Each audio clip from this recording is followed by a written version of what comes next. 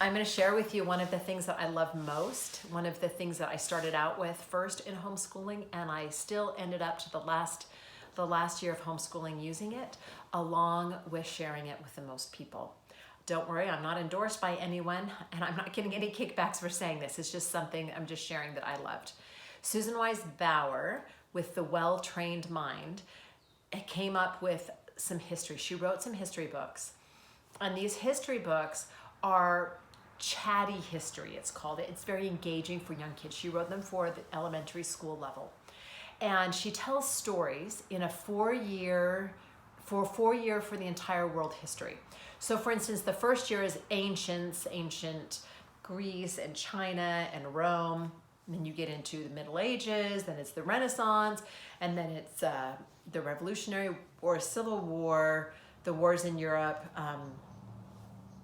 and to our modern day. So how this history works is you listen to the story or you read the story, which is, I'm encouraging you to maybe buy that. It's called The Story of the World. And I listened to the story. At first I would read it, but then in the end we would just listen to it, which was a break for mom, one less thing for mom to do. So we would listen to the story, and then it was up to the children again, having the children be invested in what they want to learn, what they were going to study that week about that story. So just for an example, if you learned about ancient Egypt, maybe one child is very interested in geography and they want to do a model of the Nile. So they would study the Nile that week, and then they would maybe write up or just even recite to you orally, depending on their skill level or what their desires are, what they learned that week. Maybe another child is very into fashion and they want to talk about the fashion, and they want to make some togas or whatever it is that they would wear in ancient Egypt. Maybe someone is very interested in the mythology and they want to draw a pantheon of all of the gods. One maybe want history or want to build the pyramids.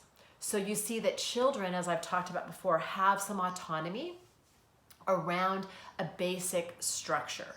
I found that that's much more successful than mandating to a child what they have to do. So you do a general theme, and if you don't want to buy Story of the World, that's fine. You can still do it with any other topic. You could read a book, and the kids could study about whatever they want to study about that week around that theme if you want to. It's a great idea to get your kids interested and feel like they have some choices in their education, and it's a great way to free you up as well and let them run with what they want to learn about.